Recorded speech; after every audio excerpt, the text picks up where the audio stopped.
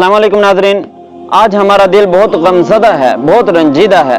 दिल के गमज़दा होने पर जहां इस बात को दखल है कि कुरान मजीद की स्वीडन में बेहुरमती की गई, इससे कहीं ज्यादा अफसोस इस बात पर है कि मुसलमानों की तरफ से, खुसूसन पाकिस्तान की तरफ से कोई अमली इकदाम ही नहीं किया जा सका। और ये बेहुरमती एक बार नहीं कई बार हो चुकी है। आज से कुछ माह पहले 21 जनवरी 2023 को स्वीडन के दारुल हुकूमत स्टॉकहोम में कुरान मजीद की बेहुरमती की गई।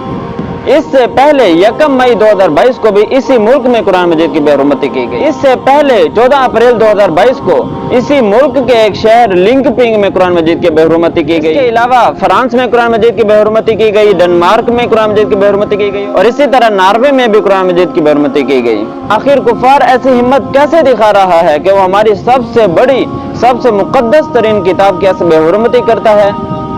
कुफार की इस हिम्मत की जहां और बहुत सारी वजूहात हो सकती हैं, वहां मेरे नजदीक एक सबसे बड़ी वजह, जिसको अल्लामा मोहम्मद इकबाल रोते रोते चले गए, मरहूम का शहराजा हुआ अबतर, अब तू ही बता तेरा मुसलमान किधर जाए, इस राज को अब फाश कर ए रूह मोहम्मद, आयात इलाही का निगहबान किधर जाए। करम आज हम बात करेंगे कुरान मजीद की अजमत पर और कुरान मजीद को छोड़ने और उसको पसे पुश्त डालने पर जो अजाब अल्लाह ताला की तरफ से नाजिल होगा, उसके ऊपर आज बात करेंगे। और हम कुफार को ये पैगाम देना चाहते हैं कि तुम जितनी मर्जी कोशिश कर लो इस किताब को हमारे सीनों से, हमारे दिल से निकालने की, लेकिन हम इसकी अजमत को और ज्यादा पुख्ता करेंगे। नाज़रीन करम, कुरान मजीद बहुत ही अजमत वाली किताब है।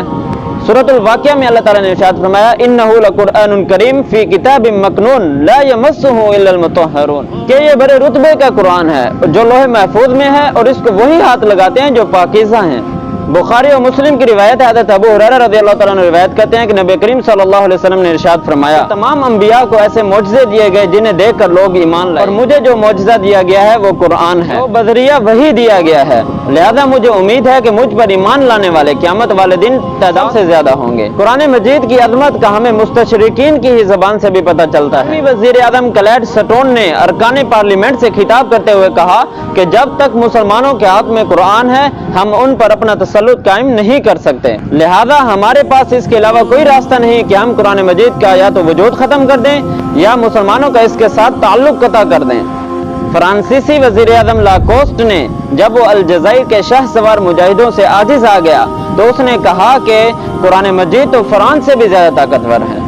तो नाज़रीन कराम, कुरान मजीद की अजमत तो बहुत ज्यादा है, उसका तो हमें पता जब इस अजीम तरीन किताब पर हमने अमल ना किया, इसके अहकामात से रूगर्दानी की, तो फिर हमारा अंजाम क्या होगा, तो उस पर अब बात कर ले। जिसने कुरान मजीद की तालीमात से रूगर्दानी की तो सबसे पहले आखिरत वाले दिन उसे अंधा करके उठाया जाएगा। चुनांचे सूरत ताहा आयत नंबर 124 में अल्लाह ताला ने इरशाद फरमाया है कि वमन अअरज़ अन ज़िक्री फ़इन्न लहू मईशतन ज़न्का व नहशुरुहु यौमल क़ियामति अअमा, कि जो मेरी नसीहत से मुंह फेरेगा उसकी जिंदगी तंग हो जाएगी और क़यामत वाले दिन हम उसे अंधा करके उठाएंगे। कुरान मजीद की तालीमात से रूगर्दानी करने वालों को दूसरी सजा ये दी जाएगी कि खुद नबी करीम सल्लल्लाहु अलैहि वसल्लम अल्लाह ताला की अदालत में उनके खिलाफ शिकायत दर्ज कराएंगे, जैसा कि सूरतुल फुरकान में इरशाद हुआ, वक़ाल अर्रसूलु या रब्बी इन्न कौमी इत्तख़ज़ू हाज़ल क़ुरआन महजूरा, और पैगंबर कहेंगे, ए अल्लाह मेरी कौम ने इस कुरान को छोड़ रखा था। और तीसरी सजा जो कुरान मजीद से रूगर्दानी करने वालों को दी जाएगी ये होगी कि कुरान मजीद खुद उनके खिलाफ गवाही देगा,